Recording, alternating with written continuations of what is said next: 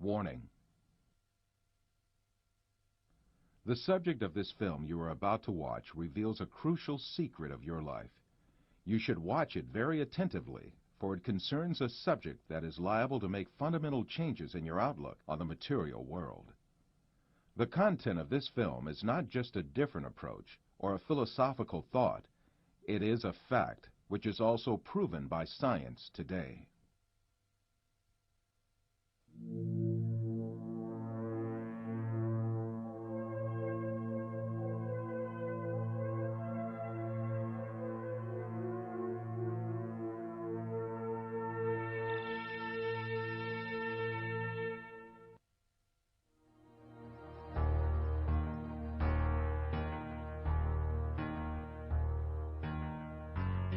Man is conditioned right from the beginning of his life that the world he lives in has an absolute material reality.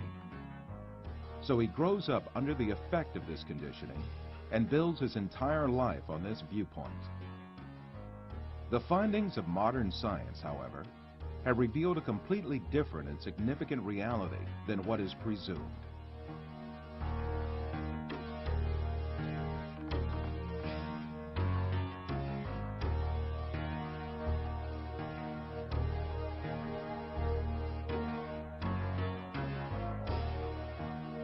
All the information that we have about the external world is conveyed to us by our five senses.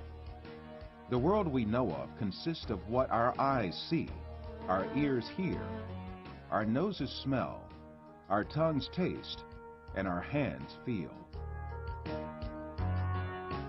Man is dependent on only those five senses since birth. That is why he knows the external world only the way it is presented by these senses. Yet, scientific research carried out on our senses has revealed very different facts about what we call external world. And these facts have brought to light a very important secret about matter, which makes up the external world.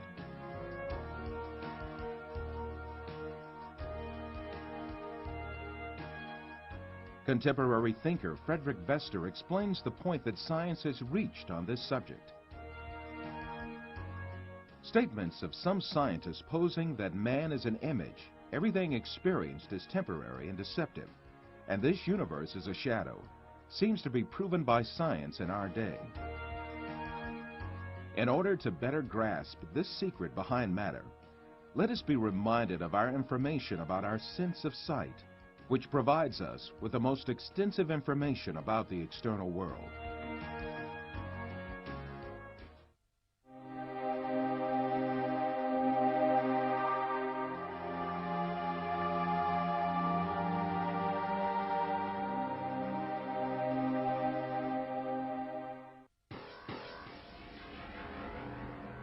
The act of seeing is realized progressively. At the instance of seeing, light clusters called photons travel from the object to the eye and pass through the eye lens, where they are refracted and focus on the retina at the back of the eye.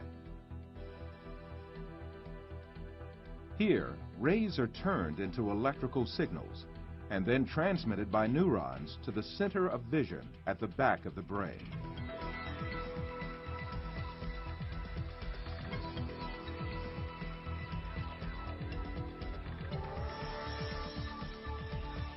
The act of seeing actually takes place in this center in the brain.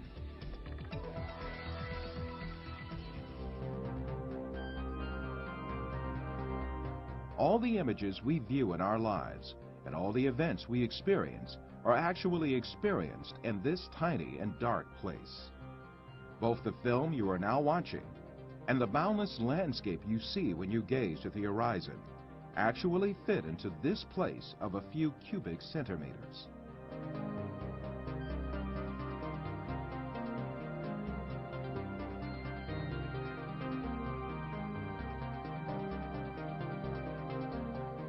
Now, let us reconsider this information more carefully.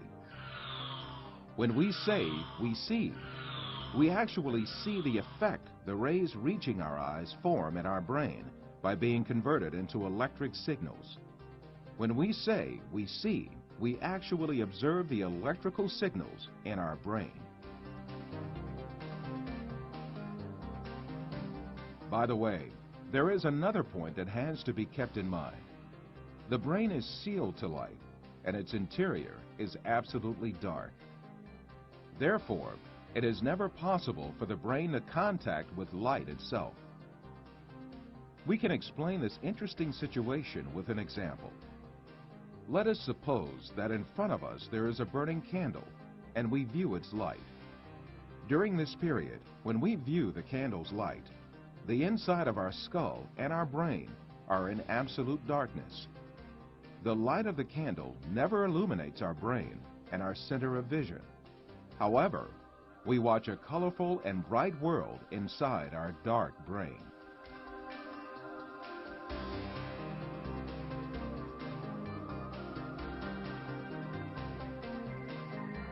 The same situation applies to all our other senses. Sound, touch, taste, and smell are all perceived in the brain as electrical signals. Therefore, our brains throughout our lives do not confront the original of the matter existing outside us, but rather an electrical copy of it formed inside our brain. It is at this point that we are misled by assuming these copies are instances of real matter outside us.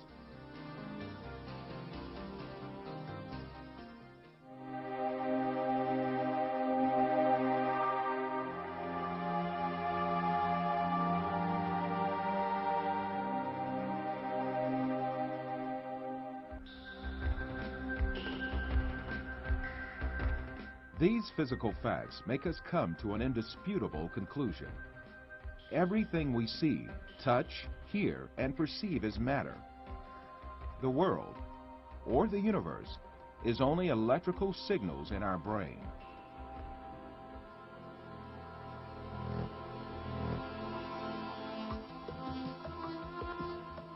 For instance, we see a bird in the external world. In reality, this bird is not in the external world, but in our brain. The light particles reflecting from the bird reach our eye, and there they are converted into electrical signals. These signals are transmitted by neurons to the center of vision in the brain. The bird we see is, in fact, the electric signals in our brain.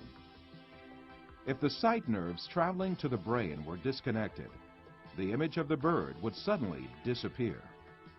In the same manner, the bird sounds we hear are also in our brain. If the nerve traveling from the ear to the brain was disconnected, there would be no sound left.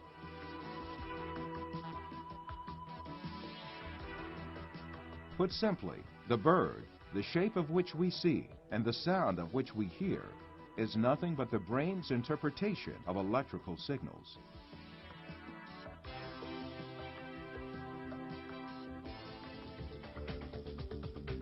Another point to be considered here is the sense of distance.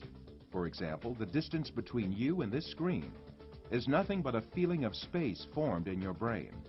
Also, objects that seem to be very distant in one person's view are actually images clustered at one spot in the brain.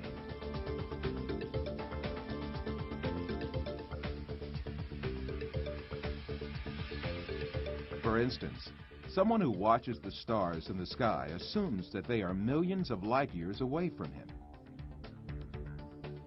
Yet the stars are right inside himself and the center of vision of his brain.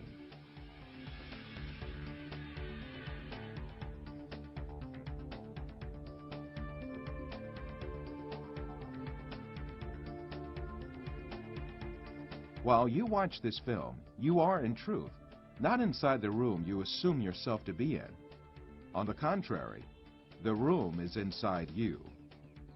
Your seeing your body makes you think that you are inside of it.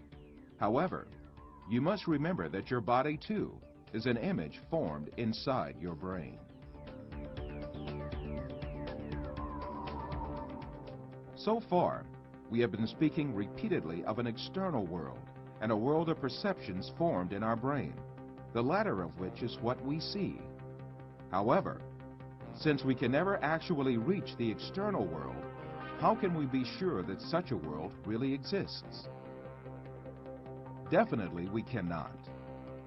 The only reality we cope with is the world of perceptions we live within our minds.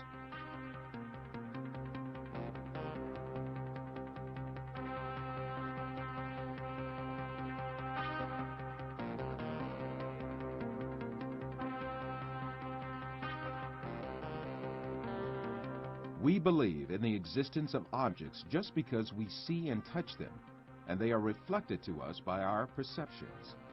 However, our perceptions are only ideas in our mind. Thus, objects we captivate by perceptions are nothing but ideas, and these ideas are essentially in nowhere but our mind. Since all these exist only in the mind, then it means that we are beguiled by deceptions when we imagine the universe and things to have an existence outside the mind. To imagine matter to have an existence outside the mind is indeed a deception. The perceptions we observe may well be coming from an artificial source. It is possible to see this in the mind's eye by an example.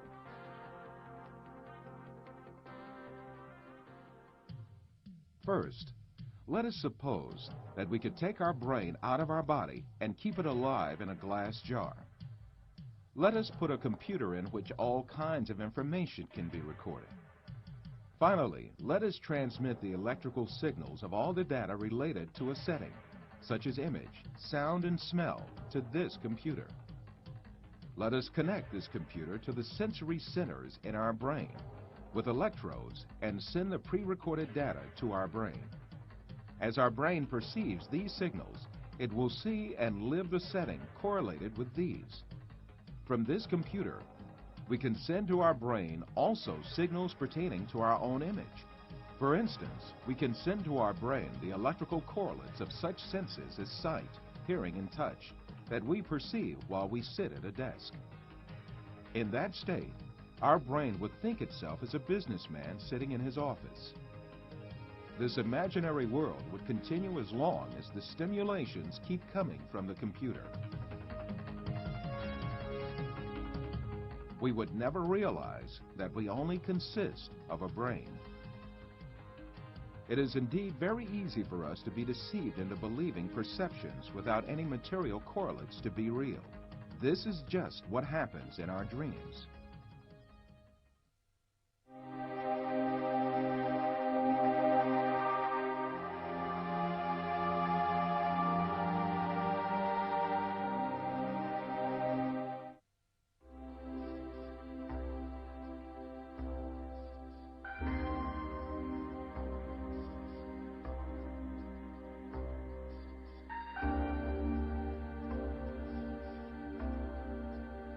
For you, reality is all that can be touched with the hand and seen with the eye. In your dreams, you can also touch with your hand and see with your eye. But in reality, you have neither hand nor eye, nor is there anything that can be touched or seen. Taking what you perceive in your dream to be material realities, you are simply deceived.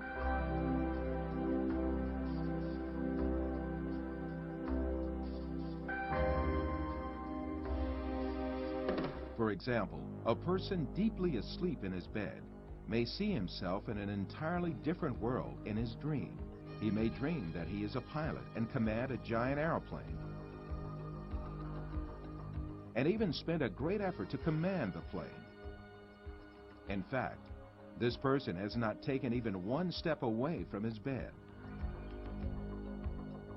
In his dreams, he may visit different settings and meet with friends, have a chat with them, eat and drink together. It is only when the person awakes from his dream that he realizes all were only perceptions. If we are able to live easily in an unreal world during our dreams, the same thing can equally be true for the world we live in. When we wake up from a dream, there is no logical reason for not thinking that we have entered a longer dream that we call real life. The reason we consider our dream to be fancy and the world is real is nothing but a product of our habits and prejudices.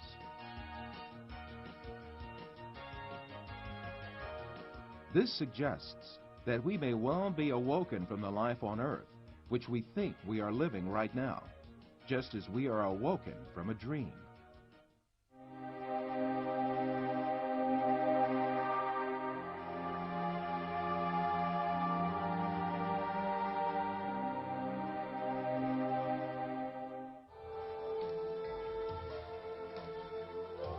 After all these physical facts arises the question of primary importance.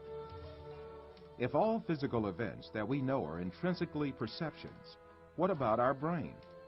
Since our brain is a matter just like our arms, legs, or any other object, it also must be a perception just like all other objects. An example will illuminate the subject further. Let us think that we extend the nerves reaching our brain and put it outside our head, where we can see it with our eyes. In this case, we would be able to see also our brain and touch it with our fingers. This way, we can understand that our brain is also nothing but a perception formed by the senses of vision and touch. Then, what is the will that sees, hears, and perceives all other senses if it is not the brain?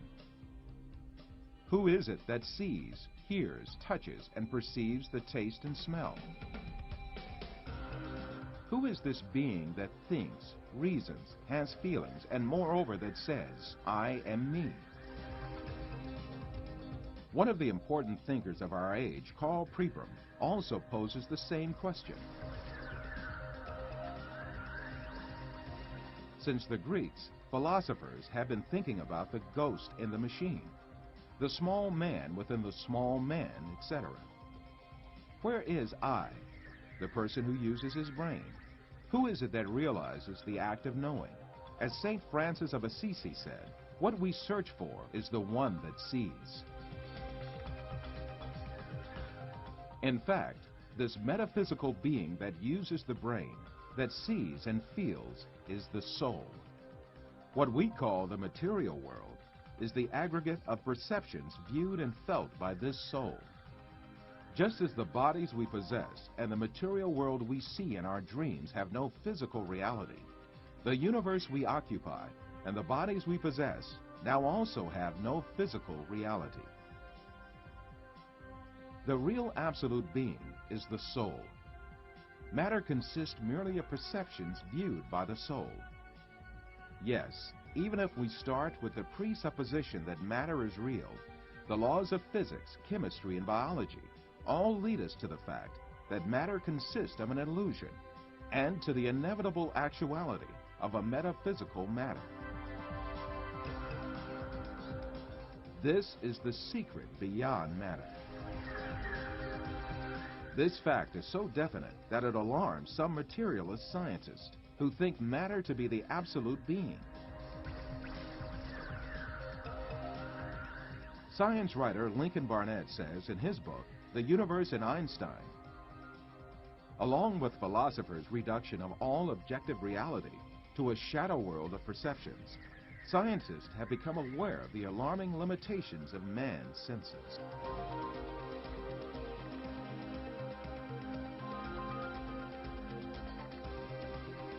All these facts bring us face to face with a very significant question. If the thing we acknowledge to be the material world is merely comprised of perceptions given to our soul, then what is the source of these perceptions? In answering this question, we must consider the fact that matter does not have a self-governing existence by itself, but is a perception. Therefore, this perception must have been caused by another power, which means that it must have been created. Moreover, this creation must be continuous. If there were not a continuous and consistent creation, then what we call matter would disappear and be lost.